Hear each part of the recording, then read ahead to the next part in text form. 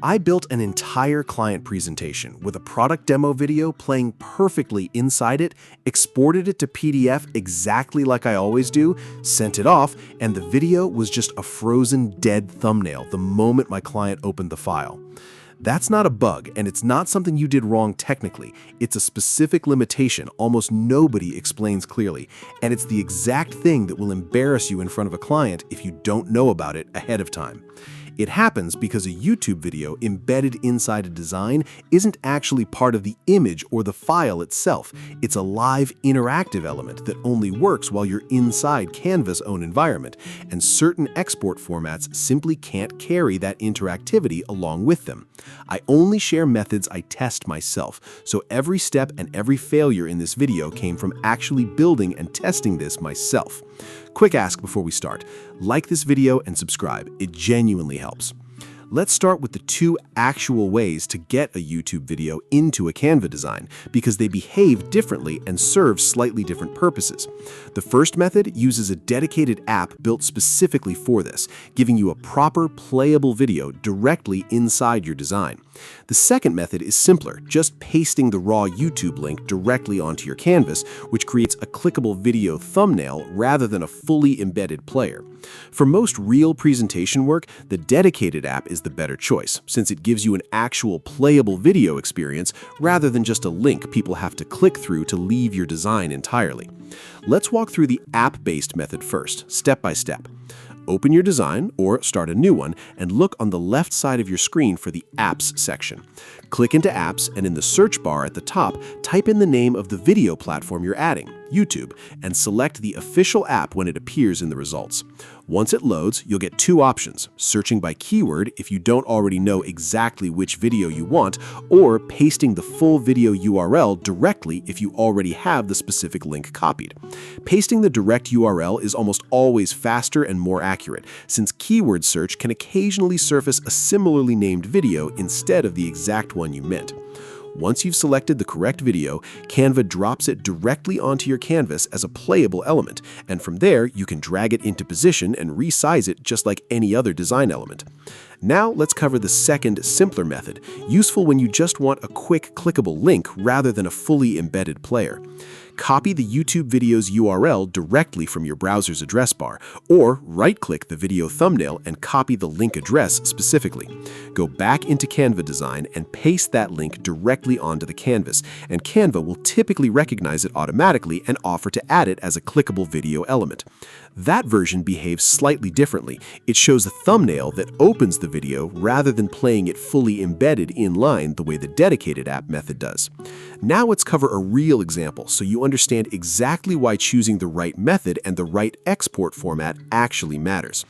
I built a multi-page pitch deck with a product demo video embedded on one specific slide using the dedicated app method, and tested it directly inside Canva's own presentation mode, where it played back perfectly. Full sound, full playback controls, exactly as intended.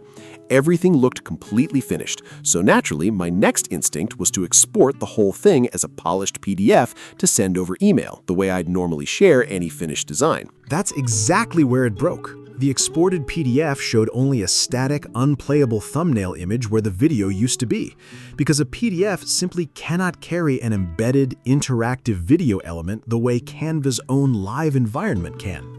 Now, here's the mistake that catches nearly everyone the first time they build something like this, and it's exactly the scenario that opened this video.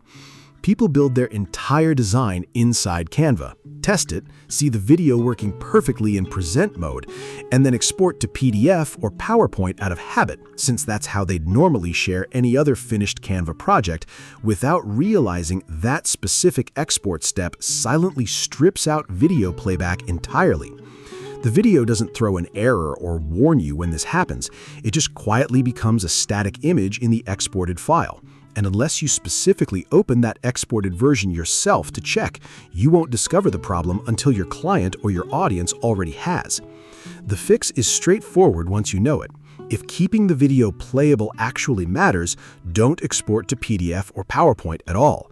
Instead, share your design as a direct Canva link or present live from directly within Canva itself, since both of those methods keep the video's actual playback intact.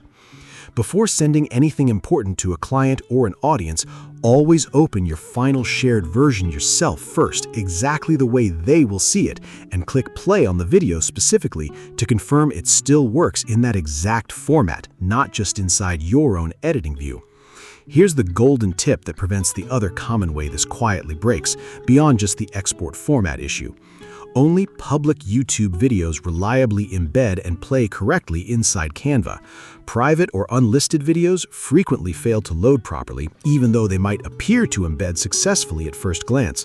So if you're embedding a video that isn't fully public, test playback thoroughly before you rely on it for anything live or important.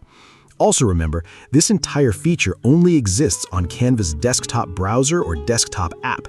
It's not available at all inside the mobile app. So if you're building something on your phone, you'll need to switch to a desktop or a browser specifically for this particular step. That combination, confirming your video is genuinely public and specifically testing your actual shared format rather than just your editing view, is what separates a presentation that works flawlessly for your audience and one that quietly embarrasses you the way mine did that first time. I test new AI deals every week. If a new free method comes out, you'll see it here first. One last practical note before you go build this yourself. Because the video streams live from YouTube rather than being saved as part of your actual file, a slow or unstable internet connection during a live presentation can cause noticeable buffering. So if you're presenting somewhere with uncertain Wi-Fi, test your connection specifically at that location beforehand, not just from your regular workspace.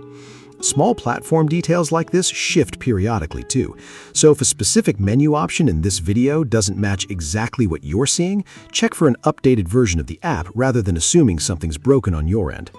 In the next video, I'm building an entire client-ready presentation from scratch with multiple embedded videos across different slides, sharing it exactly the way I would with a real client, so you can see the full correct workflow end-to-end, instead of learning the export mistake the hard way like I did. Subscribing is the only way you'll catch that build before it's finished.